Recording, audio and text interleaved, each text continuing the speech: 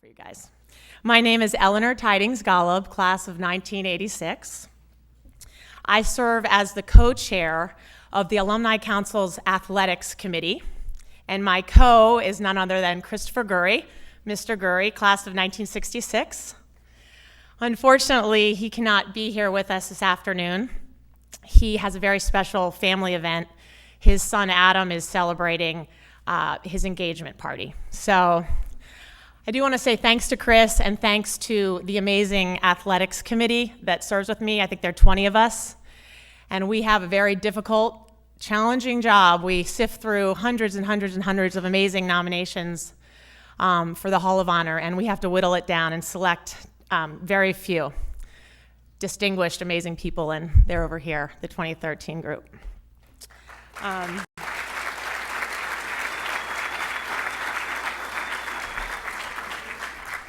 We do have some former Athletics Hall of Honor inductees in the audience, and I want to thank them for being here today and ask them to please stand and be recognized.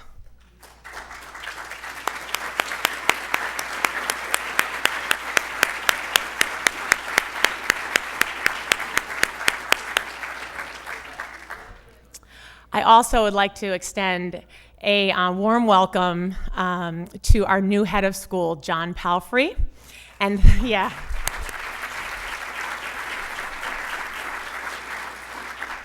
Thank you, John, and the administration for supporting the Athletics Hall of Honor. Now, there are two guys that I absolutely have to thank. Dick Phelps, class of 1946, and the late, great Jim Meade, class of 1947. Together, they conceived of the Athletics Hall of Honor several years ago and helped bring it to life. Last year, we installed a plaque in their honor that reads, "Phillips Academy and the Alumni Council offer profound thanks to Richard J. Phelps, 46, and James M. Meade, 47, for inspiring and championing the Andover Athletics Hall of Honor." Could I ask Dick Phelps and Jim's son, Scott Meade, class of 73, to stand and be recognized.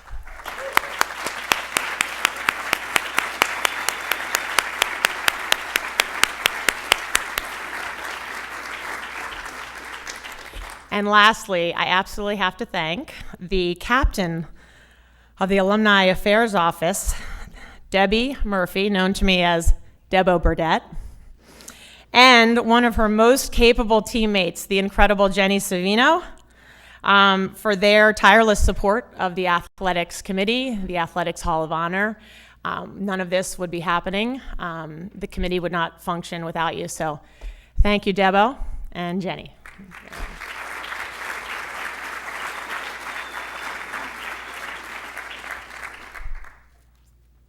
Okay, here we go. Today we induct 9 into the Andover Athletics Hall of Honor.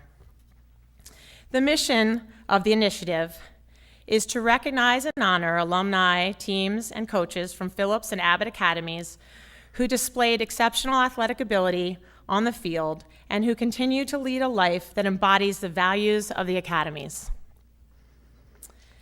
Members of the Athletics Committee will join me today in taking turns to read the impressive profiles of our 2013 inductees that includes their athletic achievement at Andover and beyond and their life works. I'm going to get started with Macaulay Smith. Judge Macaulay Letchworth Smith was born in 1905 in Louisville, Kentucky. He found great success as a runner at Andover and received the Yale Bowl, awarded for the highest proficiency in scholarship and athletics at commencement. When just a freshman at Yale, Smith won the ICAA cross-country championship after graduation. After graduation, he set his sights on the Olympics in Amsterdam.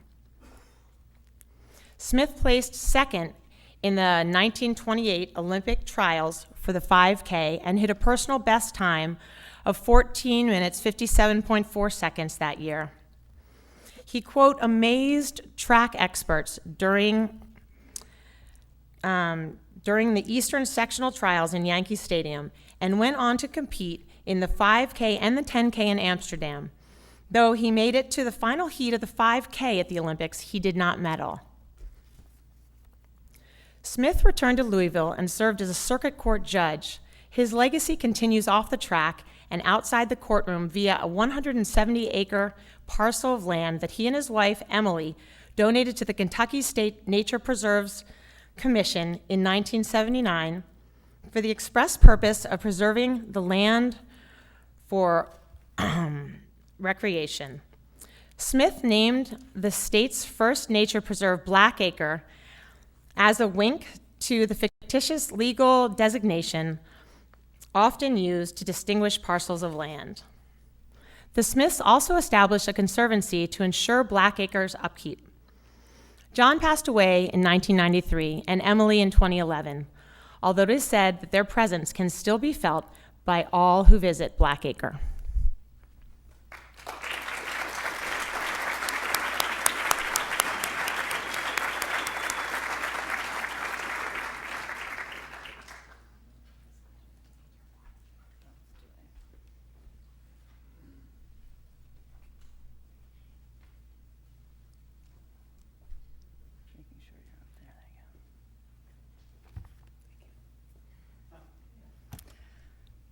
For 34 years, John Stableford was the quintessential PA triple threat: teacher, coach, and housemaster.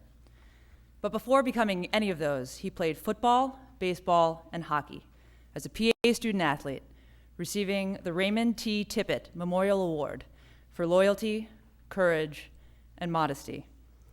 He continued his career in the net for Williams College, where he was captain his senior year. Coach Stableford returned to Andover in 1976 as an instructor in English. He served as the department chair, and he ably coached football, hockey, and track. I came to Andover as a lower in 1990 and played on the girls' ice hockey team for 3 years under Coach Stableford. I never got to see John play in net, but I'll never forget, in the middle of a game, sitting next to a teammate to whom John was giving advice during the course of the game, and a puck came flying over the boards, and Coach Stableford was talking to the player, and without a blip, he barehanded the puck, flipped it back to the referee, turned back to the player, and continued with his advice. I think that's when we all realized just how extraordinary a goaltender Coach Stableford must have been. John's true legacy in coaching at Andover is his 20 years of inspirational coaching of the girls and boys cross-country team.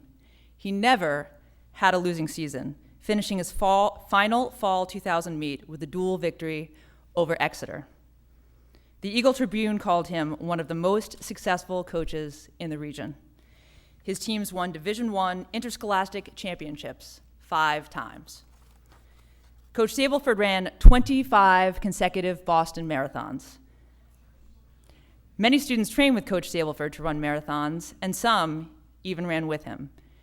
In 2009, Coach Stableford wrote a piece for Dartmouth Medicine, the magazine of the Geisel School of Medicine at Dartmouth, called The Longest Run, in which he described his 2006 battle with acute respiratory distress syndrome.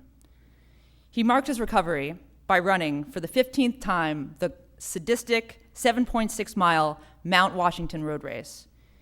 He said of that race, "I finished further back than I ever had, but it may have been the most satisfying race I'd ever run." Coach Stableford.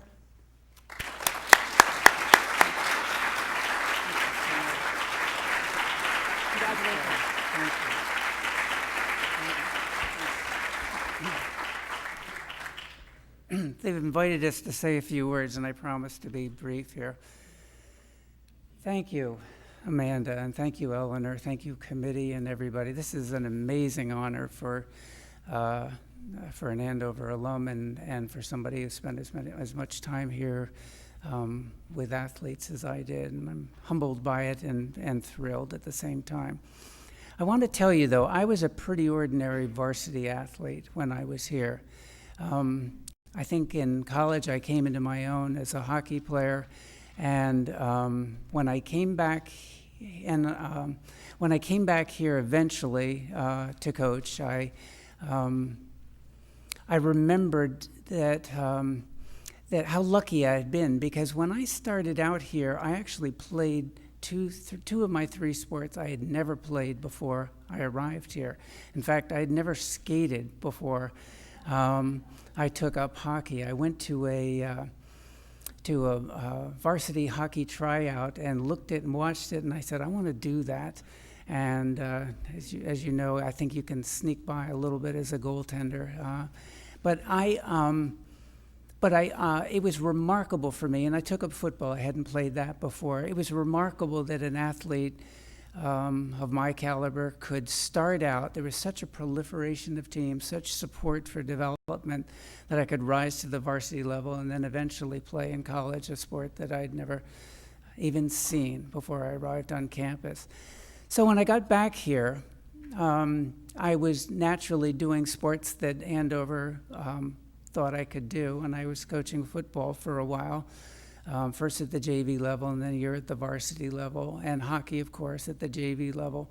And eventually, it was actually the year after our daughter graduated and stopped playing girls hockey here that I became the varsity coach, and did that for some wonderful years. And as Amanda said, there were three people I've counted from her senior year, the team that she captained, and it was an amazing year. It was a memorable year in this the girls hockey program.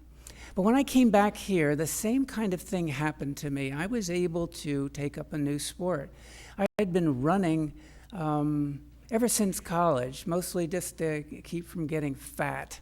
But I enjoyed it. I liked doing it. I think I probably had run one road race before I got here. But I started running while I was coaching those other sports, and began running marathons, began competing in other races, and I've developed a whole new love of a new sport, which I think is what athletics is about.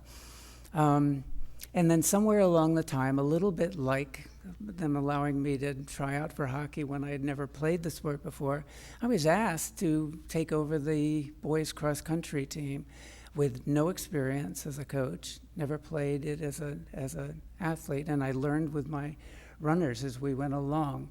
And it's a remarkable thing about a program. It's a remarkable thing for me as an athlete, somebody who loves sports, loves playing, that I was able to start out and be encouraged. And I think it's the best thing about Andover athletics. And I thank you for that, and I thank you for this.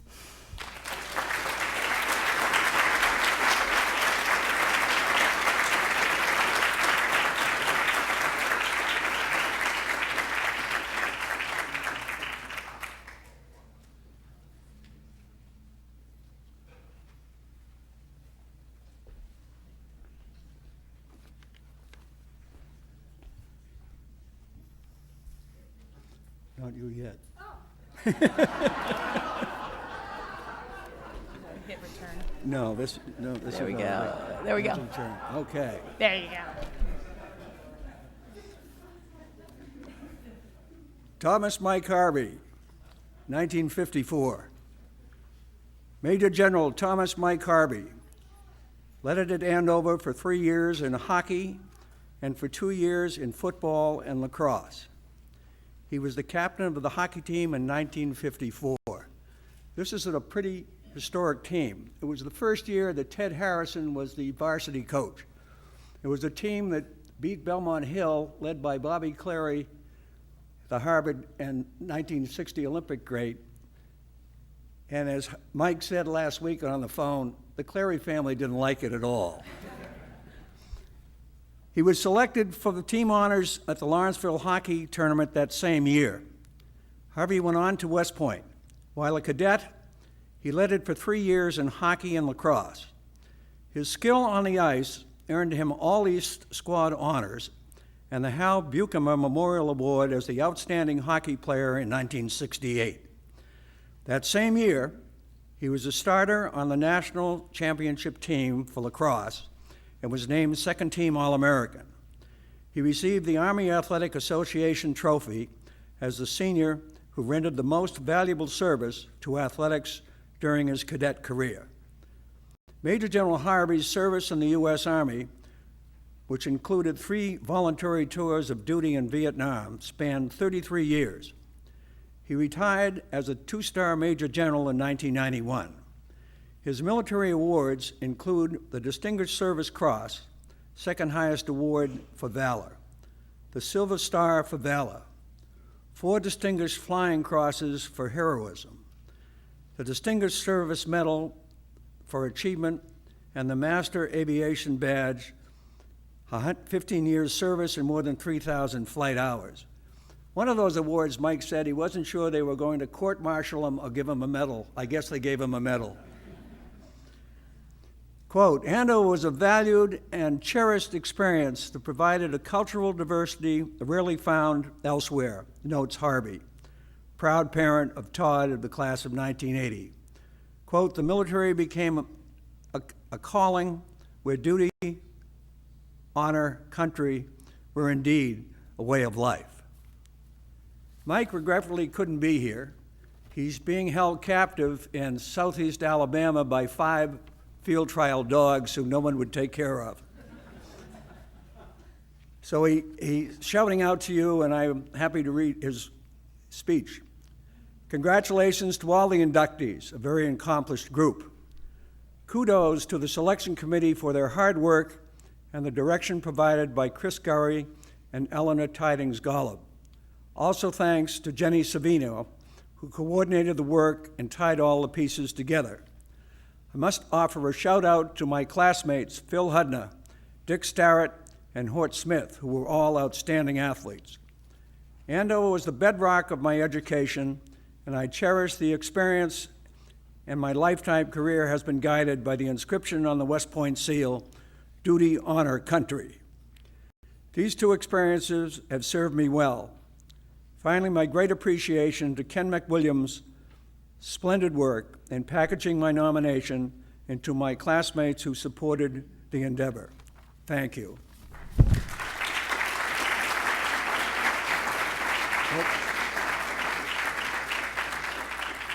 I pushed the wrong button and I skipped my niece.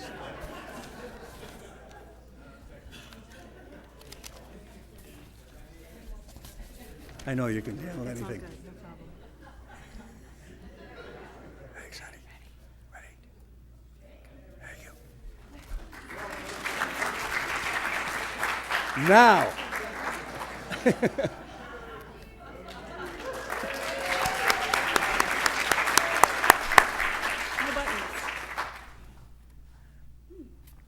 Judy Morton Bramhall. Her competitive edge was honed at 14 Sunset Rock Road in a barn called the Forum by her competitive brothers who put her to every task. She wasn't the strongest, but she was the quickest and the most coordinated. Judy Morton Bramhall. I'm going to catch hell from that at lunch. Judy Morton Bramhall won 11 varsity letters, 3 in soccer, 4 each in swimming and lacrosse, and was the first girl in the class of 78 to be awarded a letter sweater.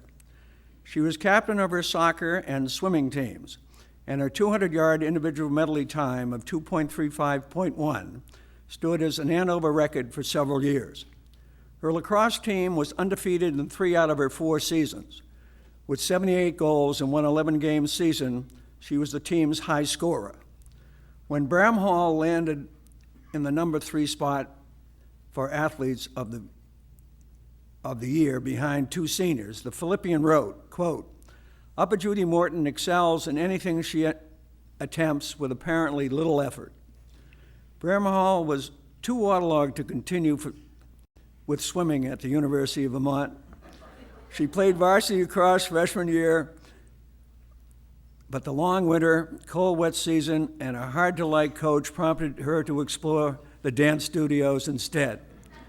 Bramhall taught grade school, humanities, and coached soccer and lacrosse for 8 years. After marriage and the birth of her 3 children, she continued to substitute and coach and travel to national tournaments in tennis and paddle tennis as well. In 2008, Bramhall and a friend created Woven Journeys, a nonprofit that serves undersourced elementary schools and orphanages. They have since led 8 groups of adults and middle schoolers to Peru and Tanzania to run art camps, create libraries, and help with numerous other projects.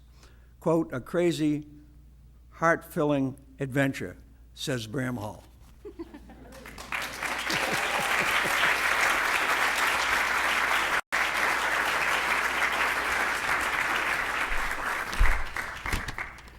Well, now that you all know me so well, I'm just going to say a few more things. First of all, thank you for including me in such a group of distinguished alumni. I appreciate it. When I was told of this decision, I was with a group of girlfriends celebrating a 50th birthday party, and we had just spent the entire day joyfully competing on the tennis courts, on a massive bike ride, and finally in an impromptu diving contest. I hadn't been on a diving board in a really long time, but there I was trying to pull off some of the complicated dives I competed with as a teenager. My friends had been teasing me all day about how competitive I was about everything. My response was always, I can't help it, it's so much fun. I admit I am competitive, and I admit I like to win, but I can honestly say that when competition loses its fun, it isn't worth the effort, for me anyway. I'm concerned with today's immense pressure to be a superstar athlete in the high-intensity level of competition that's trickled down to preschoolers. But life is different now, I know that, and this is not the time for my opinion. I was blessed to grow up in the 70s in the midst of 4 brothers, 2 of whom are here today, when organized sports were barely heard of. We organized our own backyard games, as Bezo said. Every day we played street hockey or wiffle ball, soccer or basketball. In the summer, together with my brothers, my cousins, and lots of neighborhood friends, we swam. We started a swim team and learned to play tennis and golf in our bare feet. We walked or ran through the woods to school every day. We rode our bikes to our friends' houses after school or to PA's once famous Benner house to play air hockey and eat pizza. We never stopped playing, or one might even say we never stopped competing. By the time I entered Andover's athletic world, all I knew about playing sports I had taught myself in the company of family and friends. My parents didn't have to drive us anywhere. They didn't have to disrupt family dinners or weekend excursions or family vacations. I have no idea how I would have fared today with so much commitment in time and structure at earlier and earlier ages. I helped my own 3 kids navigate through the rigors of after-school sports teams. So many choices with so little time to explore. They had their successes for sure, but I also watched each of them struggle with the challenges of overzealous coaches, of overscheduled practices, and of sports as a means to an end that wasn't simply about enjoying the moment with the talents you were given.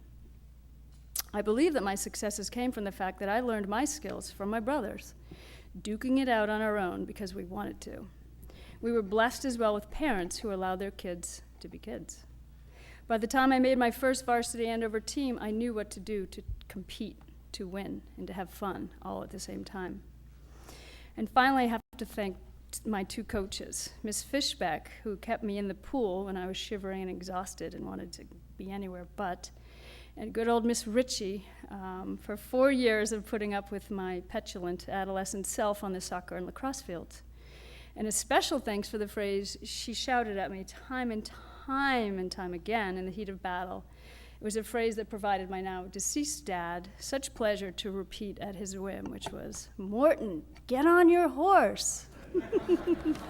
Thank you.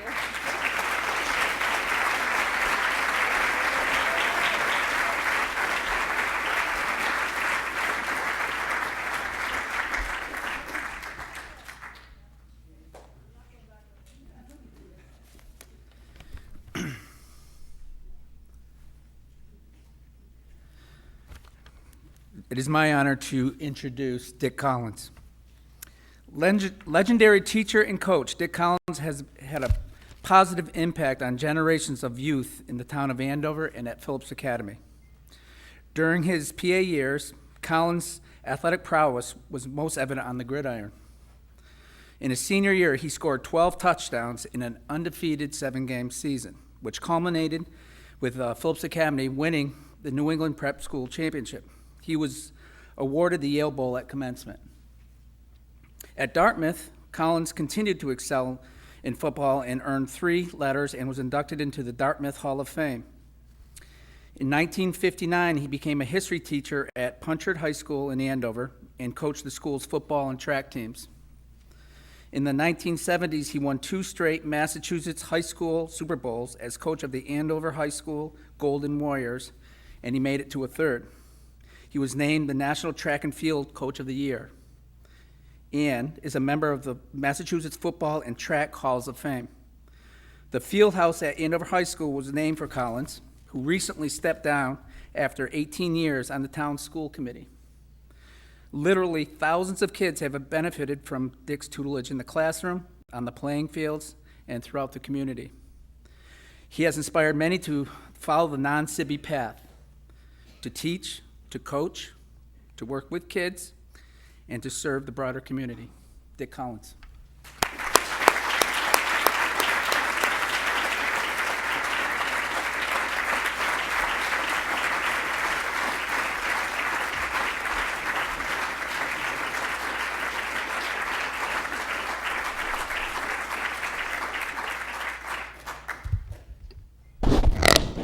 Thank you very much. I can't tell you how much I love this school.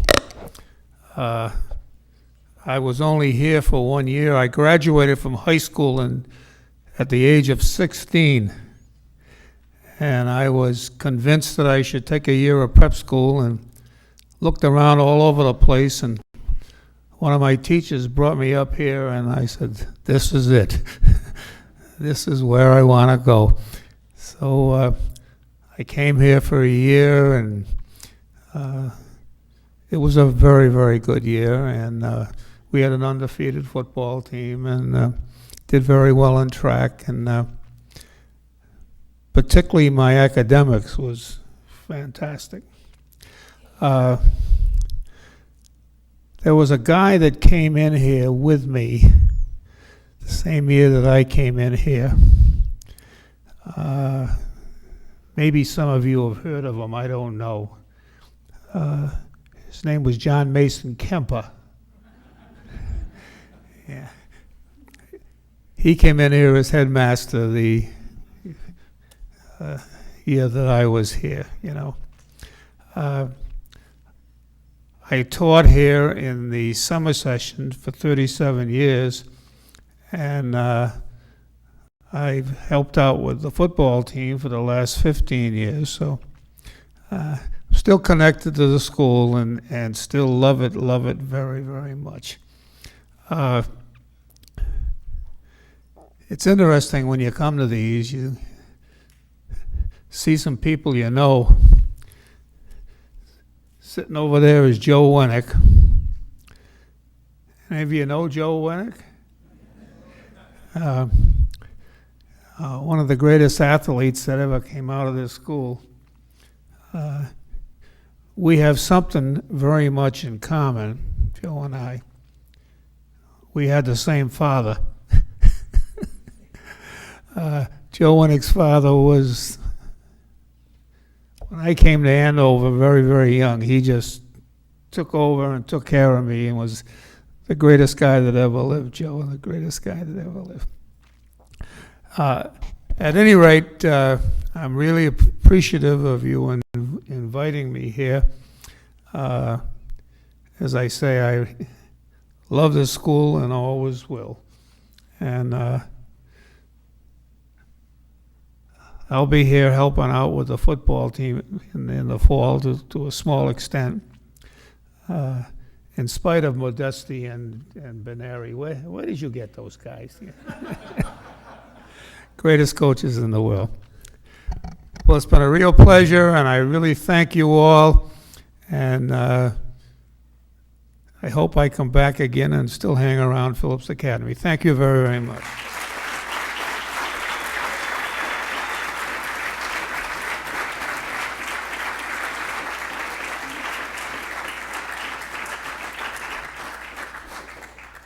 Lee. Make sure I got the right.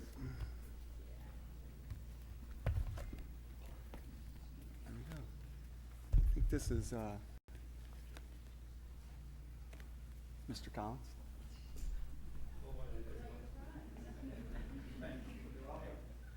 I'm Andrew Brown. I'm here to my pleasure to introduce Lee. I met Lee today at a class this morning. I said, Lee, you're only as good as your last win, and you won today 4-2. 4-2. And made 33 saves. So that's very outstanding. For outstanding efforts in soccer, hockey, and lacrosse, Lee Apgar earned 10 varsity letters at Andover. As an incoming junior, he switched from football to soccer. With just six weeks of organized play under his belt, he quickly became the varsity starting goaltender and remained so for the next 4 years. By his senior year, Apgar was a two-time All-American, All-New England selection and Andover's team captain. He capped his final PA soccer season with 7 shutouts, including a masterful whitewash and a 1-0 victory over Exeter. As described by the Philippian, he was the male recipient of the 1978 Press Club Award. I have never seen a better high school goalie, said Coach Meredith Price, when named athlete of the team in the fall of 1977. The Philippian headline read, Apgar equals excellence. At Dartmouth, Apgar played varsity soccer and lacrosse. For lacrosse, he was named to the All-Ivy first team and All-American third team in 1982. He remains one of the college's all-time top lacrosse scorer list with 54 goals total. An investment banker, he continues to play hockey, soccer, and participate in all 3 alumni games at Andover, as we saw today. He is active in Hamilton, Wenham, Mass Youth Soccer and Lacrosse Associations, and is chair of and coach for the Ipswich Youth Hockey Program. Lee and his wife Laura will add parent to their name tags this fall when their son Alex becomes part of the class of 2017. Lee, it's my pleasure.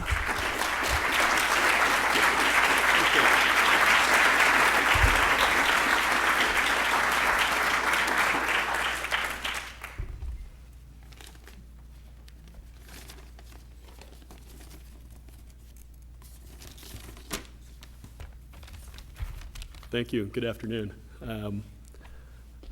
Just for the record, I have no idea who that guy in the upper right-hand corner is. I think it was actually my younger brother Eric over there. He still has the full beard. I think it was actually him. I think I might have been thinking that I was posing for an old Allman Brothers or Doobie Brothers album cover. Not exactly sure. When my wife told me that Chris Curry had called and something about some award, I kind of figured I was finally getting my special plaque in the penalty box at Harrison Hockey Rink, but that was not to be. I'm really humbled and honored to be included in this group. Tremendous athletes, tremendous people, many of whom have obviously far surpassed any of my accomplishments. It's great to be able to share the stage with my classmate, Judy Morton Bramhall. Judy is a stellar athlete and classmate. The only time I really saw Judy fall down athletically was in the fall of 1977.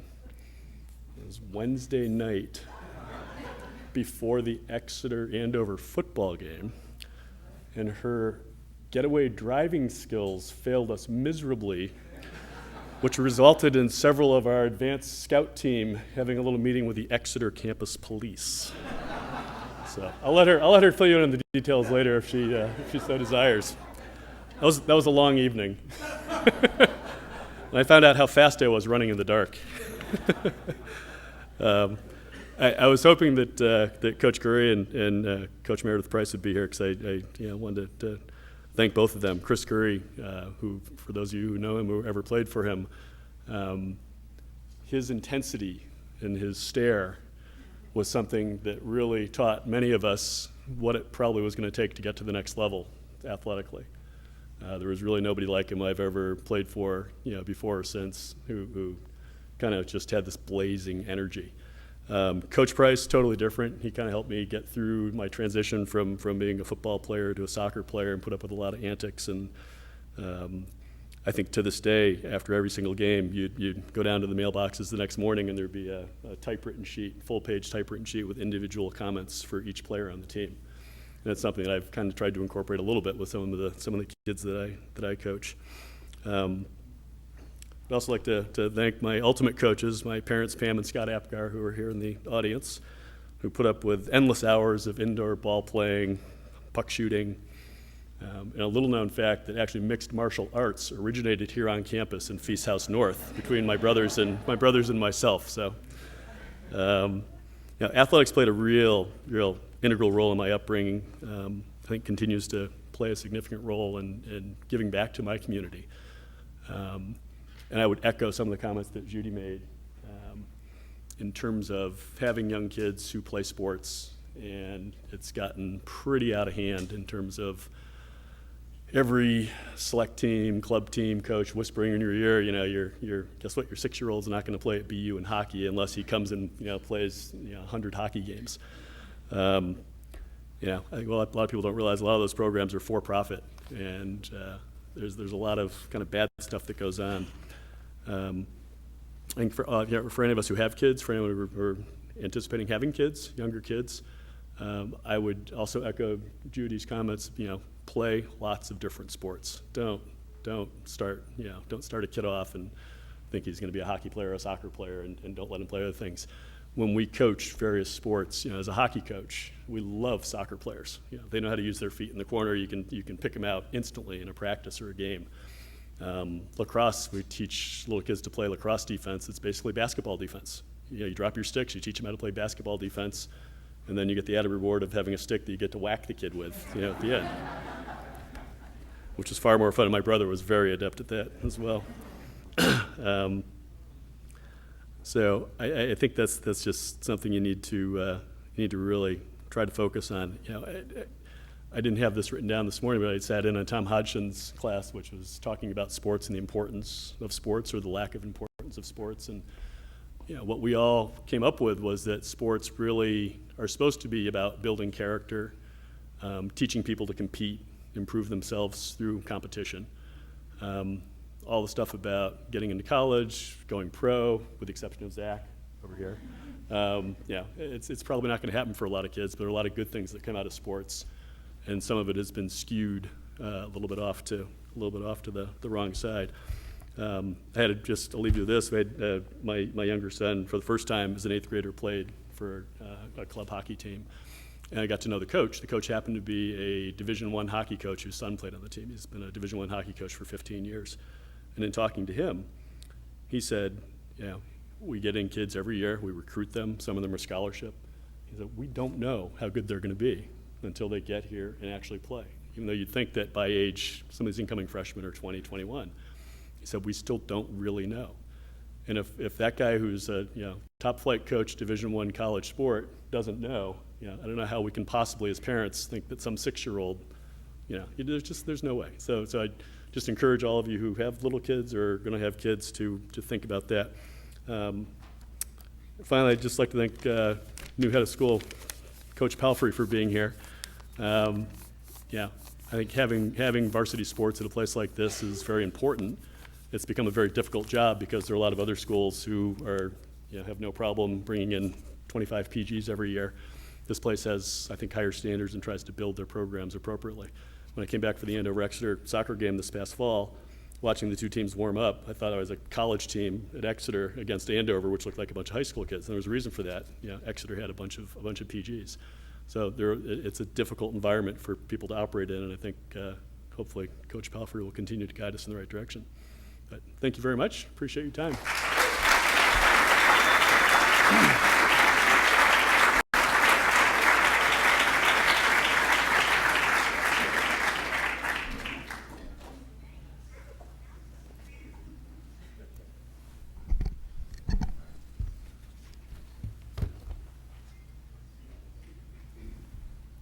Coach Robert P. Hulbert. The origins of the perennially intense Andover-Exeter lacrosse rivalry can be traced back to the life and lacrosse career of PEA faculty brat Bob Hulbert. A lacrosse standout at Exeter, Hulbert served as team captain in 1939, his senior year. At Princeton, he was chosen lacrosse captain and named an All-American. After serving in the U.S. Navy during World War II, and especially during D-Day, Those of us who knew Bob will appreciate that. He returned to Andover as an instructor in German, becoming department chair from 1961 to 1965. In 1956, Hulbert took the reins of PA's lacrosse program, which in the first 30 years of matches against Exeter had suffered 26 defeats. Largely thanks to Hulbert's leadership, and beginning with an undefeated season in 1965, the Big Blue would win 25 of the 30 contests played against Exeter through 1994. Hulbert was named New England Coach of the Year in 1969 and New England Lacrosse Man of the Year in 1980. His final 3 teams were New England champs. He retired in 1986 with a 153, 35, and 1 record, which, as he told me many times, is a perfect nobody? Palindrome, thank you. A perfect palindrome. That's why I needed the tie. I was said, how could you tie in lacrosse? Well, it happened to me too.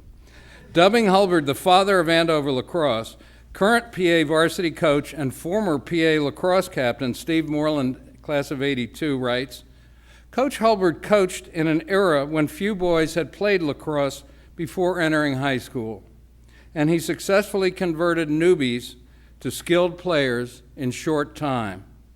He drilled the fundamentals, demanded hard work, but always kept it fun. In his memory, the Hulbert Trophy is awarded each year to the winner of the Andover-Exeter lacrosse contest. Bob's daughter Holly is with us here today, and Holly encouraged me to say a few words beyond the citation. Bob was my lacrosse coach, and I see that he was the lacrosse coach of a number of other people who were here too. But the magnitude of what he did here doesn't appear in numbers. When I played lacrosse in 1960, we were not allowed to walk across the varsity football field on the way to practice. Lacrosse was a very lowly sport, unsuccessful, unwatched, and not very fashionable. Bob went around and found boys who could play sports and taught them about the marvels of playing lacrosse. And bit by bit, he built a winning program. But the wins were not what the people who are here honoring Bob today remember. 2 people today said, I had many coaches after Bob Hulbert in college, and nobody taught me the kinds of things that he did. He was the best coach I ever had. Bob was a boon companion, a great, great friend, and a superb mixer of post-game martinis. We miss him very much. Holly?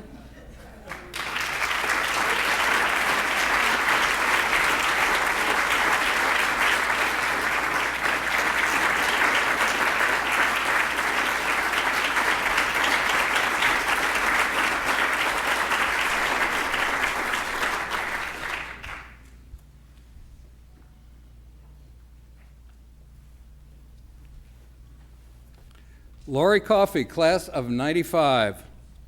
A new upper in 1993, Navy Lieutenant Commander Lori Mocha Coffey soon became a leading scorer for girls varsity basketball and a varsity rower, leading both teams to New England championships that first year. In just 2 seasons, she achieved the second highest career scoring record in PA basketball history. 2 seasons, 685 points. Although accepted to various Ivy schools, Coffey, based on her desire to commit her life to non-Sibby, chose to attend the U.S. Naval Academy. Serving others is a big message at Andover, she told the Philippian. I wanted to serve my country. A starting forward at Navy, Coffey led the basketball team to the school's first ever 30-win season and the Patriot League championship. She also made the varsity 8 and the U.S. national rowing team as a freshman. After graduation, Coffey was invited to train for the 2000 Olympic basketball team, but a serious Achilles rupture ended that aspiration. Lieutenant Commander Coffey is trained as an F-18 Hornet fighter pilot and currently flies with Strike Fighter Squadron 37. She has logged more than 2,000 flight hours, including 100 combat hours on 25 missions in Iraq. In the service, competition, along with a large dose of bravery, has allowed her to progress and improve as a pilot. I still compete on a daily basis with my peers. Whether you are landing on an aircraft carrier or shooting a free throw, you have to mentally visualize going through these actions. It was a great pleasure and delight to observe Lieutenant Commander Coffey in action here, and we're so glad that she is with us today to accept this.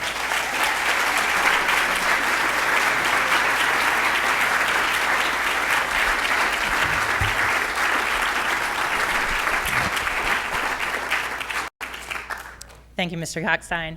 I appreciate the honor from the committee to join such a distinguished group of graduates. I came to Andover by way of athletics. I remember I was about 13, 14, and I was at a junior national rowing camp. My parents had thrown me on this crazy machine called an ergometer. I pulled some score and they invited me to a national camp. I did not know how to row. But I got there, I had done some rowing, and I was surrounded by these prep school athletes who rowed year-round.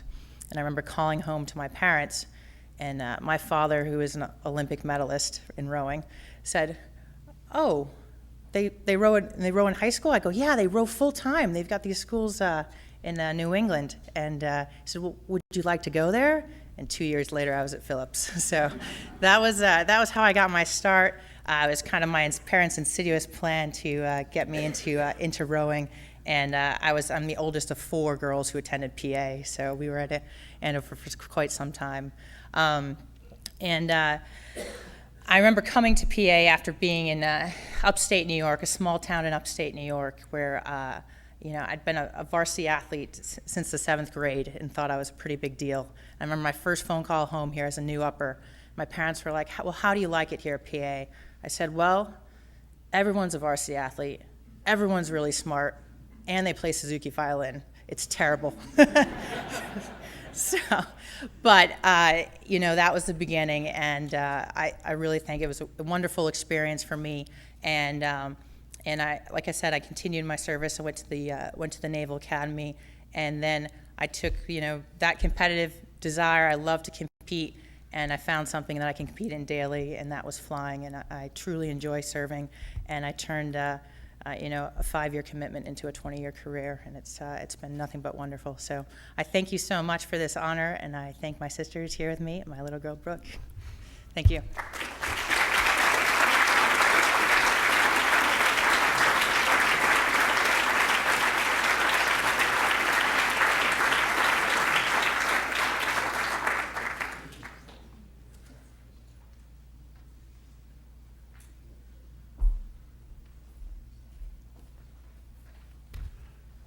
Zachary Diossi. Zach, great pleasure to introduce you today. Right, I look really small beside you too. Right.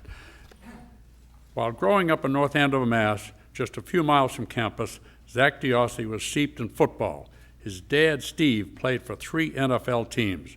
A 4-year student at PA, the younger Diossi was a varsity athlete in football, basketball, and baseball.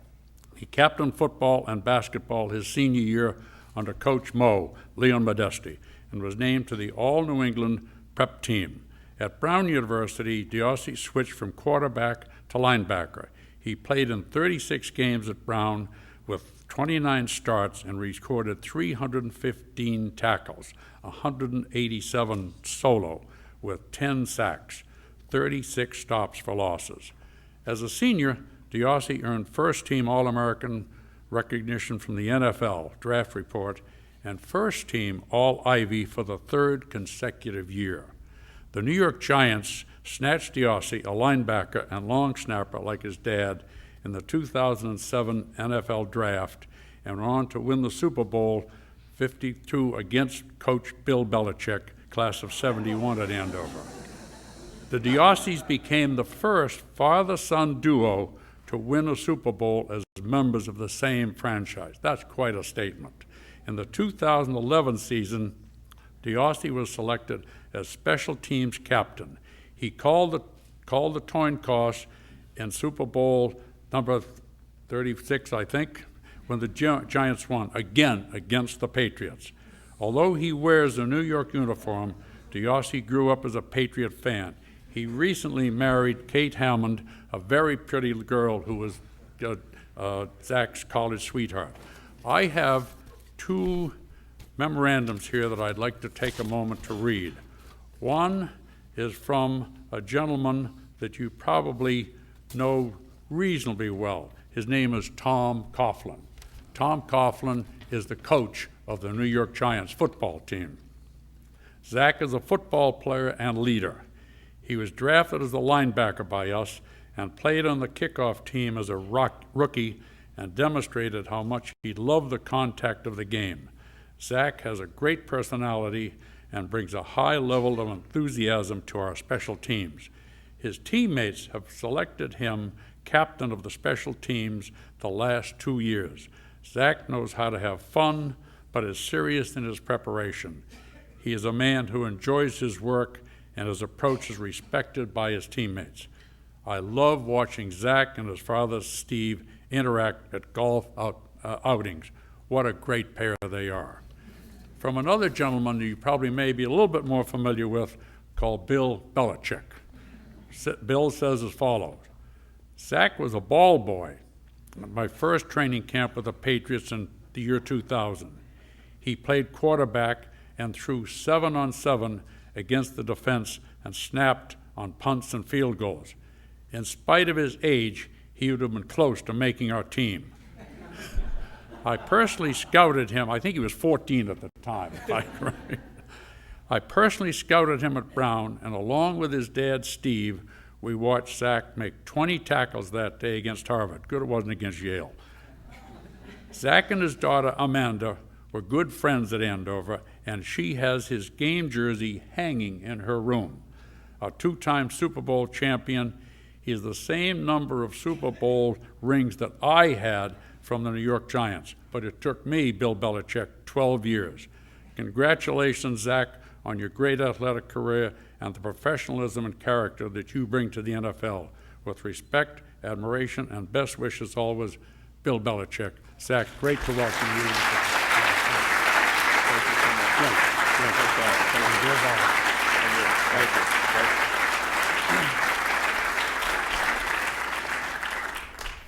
Well, Mr. Phelps, I can't thank you enough. Growing up in North Andover, a local kid, I didn't know much about Phillips Andover. I thought it was just for royalty and princes and princesses, but I was totally wrong. And thanks to Mr. Phelps and his wife Sally, I was a Phelps Scholar, and I had the opportunity to come here for 4 years, and it was one of the best 4 years of my life. Some of the best memories that I've ever had. And Mr. Phelps, thank you so much for the unbelievable introduction, the correspondence with my coach and Coach Belichick, two guys that I hold in the highest regard. So I really appreciate that. Thank you. And to the distinguished, my fellow honorees, congratulations. This is a special day for everyone. So congrats and thank you. So I'm going to share with you my Andover experience. I was a day student kid. 83 pounds ago, 14 years ago, I showed up a freshman here at Andover, made the varsity football team, and was the only freshman on that team. And my classmates will remember my hideous haircut I received before Andover Exeter, a tradition that I don't think still happens, but I wish it would. But when I came in here, I was kind of intimidated. I was a little bit scared at first, and I didn't know what to expect. But then I started to meet all my classmates. They're the best people, the most high-achieving, competitive, friendly, and caring bunch of classmates that I've ever been around. And it was so easy for anyone to succeed here because we're all nurturing each other. I mean, my memories on the baseball field are unmatched. We would have so much fun, just the Andover-Exeter games were just the best times of my life. So I've played in the biggest games in the world. I've played in 2 Super Bowls, I've played in 2 Pro Bowls, and there's a certain feeling you get before that game. And those of you who've played in the Andover-Exeter games, you were sharing the same feeling that everyone's sharing at the Super Bowl.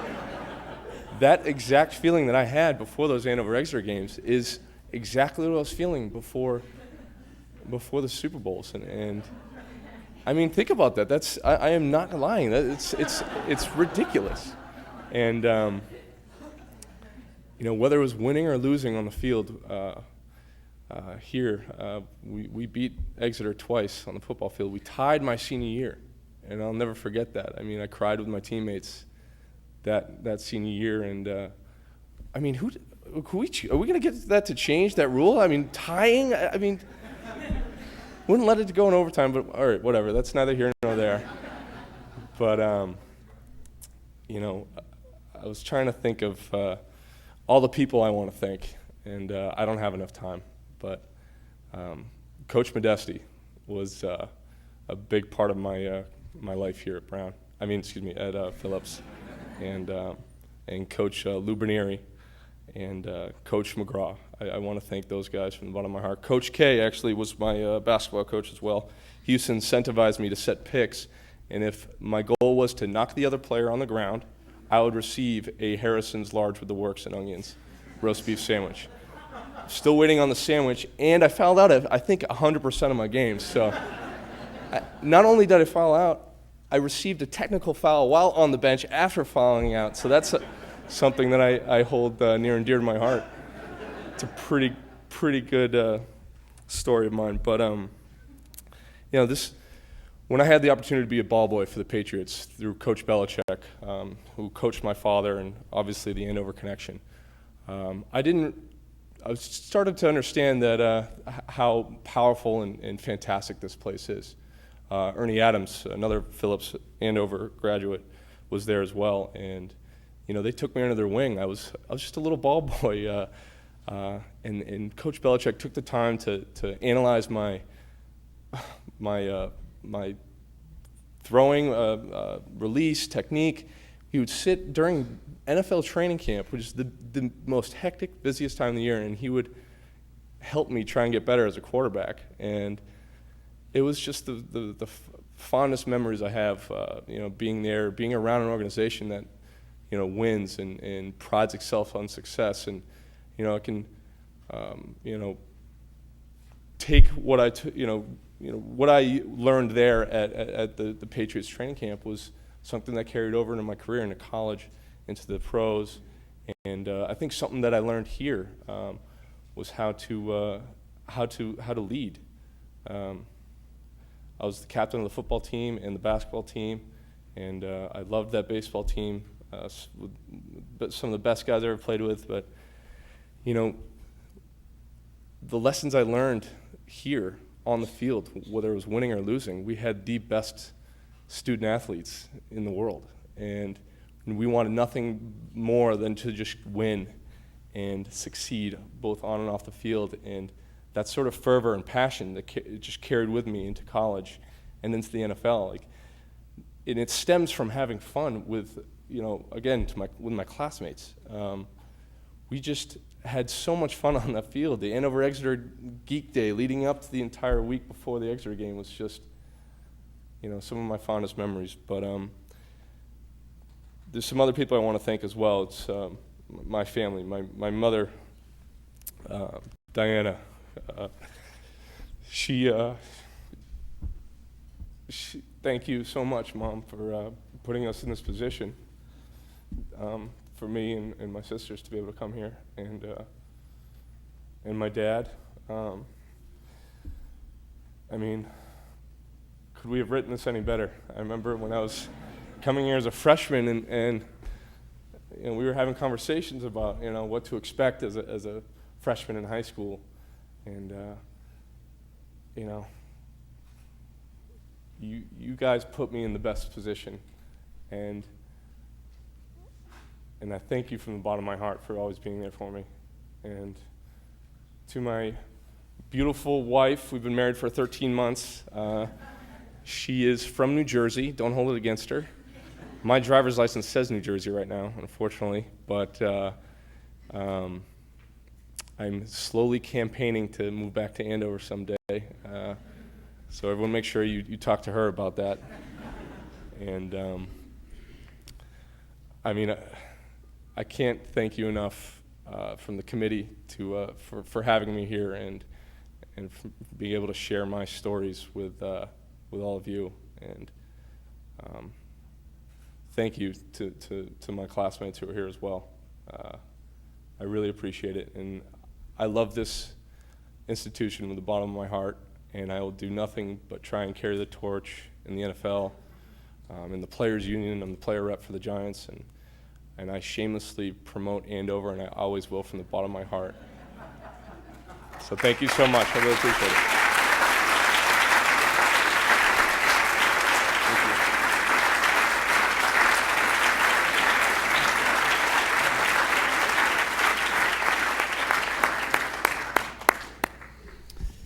Wow, what an impressive group you are, all 9 of you, and those in absentia. This is a really extraordinary event and really an amazing honor that each of you share. Thank you to Eleanor for your organizational skills and leadership, and Mr. Gurry, who I love dearly as a colleague. I'm sure that I can see you two working together just perfectly on this, and Dick Phelps, and to Scott Mead for your dad's inspiration for this wonderful award, which I think is just a great 6-year-old Andover tradition that I think we should keep up, and to all of you on the committee who have worked so hard to make this possible, congratulations and thank you. In way of very brief concluding, I was thinking that the way in which the award is constructed is absolutely perfect in the sense that it honors you for your athleticism, and there are obviously many of you in the audience who have also been great athletes at Andover, but also for the lives of Namsibi that you continue to lead. And to hear each of your remarks, whether it was you, Lee, talking about the importance of parenting and sports, or you, Zach, telling us the story of how it feels to play in the Andover-Exeter/Exeter-Andover game. It's remarkable the lives that you have led, and I think that second piece is so important, the way in which you have carried forward the Andover Namsibi spirit. So I'm so grateful on behalf of the school to each of you, not just for what you did for Andover, but as great exemplars of the service that I think is core to the Andover education. So please join me in thanking this group of 9 amazing people.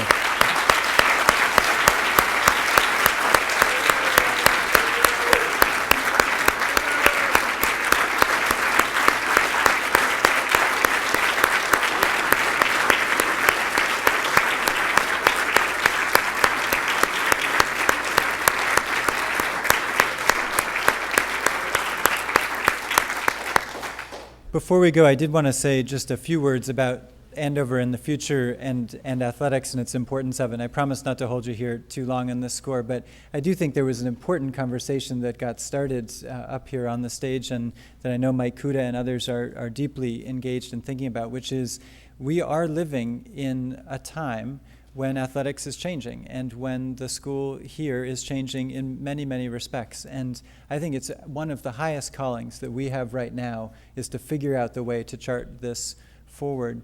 I know when I was an applicant for this job a little over a year ago, and I met with the athletic council, my first question came from Coach Kuda over there. And Coach Kuda said to me, how do you feel about athletics as a co-curricular endeavor at Andover? And I thought about it for not very long, and I said, I disagree with you completely, Coach. I don't think it's co-curricular. I think it's curricular. I think athletics are central to the lives of a school like this, and I think we have to think about how it fits in the most fundamental sense of the education that a kid gets when they come to Andover. And Brooke, I'm so glad you're here because you are what this is all about. This story is about a laser beam focused on you and kids like you and how we can make athletics a big part of this. I'm also, one of the other reasons I'm thanking you guys for your service after Andover in particular is I happen to have been an Exeter athlete, and I spent 4 years trying to, beat you guys one way or another, and you managed to, I think, beat me every single time in every possible one of 3 varsity sports against Andover. I can tell you, Zach, also that my experience playing in what I called then the Exeter-Andover game, which I now know is the Andover-Exeter game, I was the starting wide receiver at 6'2", 135 pounds, and I can tell you that my feeling was not the excitement that you have in playing against them. My feeling was abject fear. And in my senior year, in the Andover-Exeter game, I caught exactly 0 passes. And we did go 0-7, which was, anyway, we didn't have very many PGs. But in all seriousness, I think that the function of athletics within a residential boarding school experience is completely central. But honestly, I don't know the right path forward for us. I wish I could be Coach Paul Free, Mr. Apgar, and know exactly the right way forward. But I think we have to figure this out. At this moment, I have an 11-year-old boy, and he played a travel soccer team game this morning in his finals, and he's now this afternoon going to go play a travel baseball team finals and so forth. And I am, I think, struggling, as many of us are as parents, with a kid or 2 kids who love their sports and would just as soon be doing one sport, playing baseball 24/7 all the way through what he would love to be in the MLB. And I think this is a very complicated set of messages that our kids are getting. And I do think that the kinds of discussions we've had here today about kids who play sports that they didn't ever play before they came to Andover, or kids who play 2 or 3 sports would be wonderful. But I think you know the trend, which is that there are very few 3-sport varsity athletes at Andover right now. It is a narrowing of expertise and specialization. And I think that to some extent, it's because everybody wants to be Zach Diossi, which I would love to be Zach Diossi. What a great role model for all of us. And that there is a certain drumbeat of how to make that happen. And at the same time, we have a set of values that are distinct from specializing at age 6 and trying to determine our own future. And so I think this is a challenge to all of us, which is to figure out how can we bring forward the values that all of you and those you represent have lived in such a powerful way at a time when we also want to serve what's right for our kids and to honor our kids and to give them every opportunity. And I think there's a real tension there that we have to work on and resolve. But the reason that I'm so excited about this community, and as I look out on all of you on our own shared future here at Andover, is I think this is the kind of community that can figure it out and that can lead. And I think that's exactly our job. So I look forward very much to the future for all of you inductees and to all of you who are here today to help us to lead in this way, in the best way, in the interest of our kids. And that includes you too, Brooke. So anyway, thank you all, and congratulations again to our winners.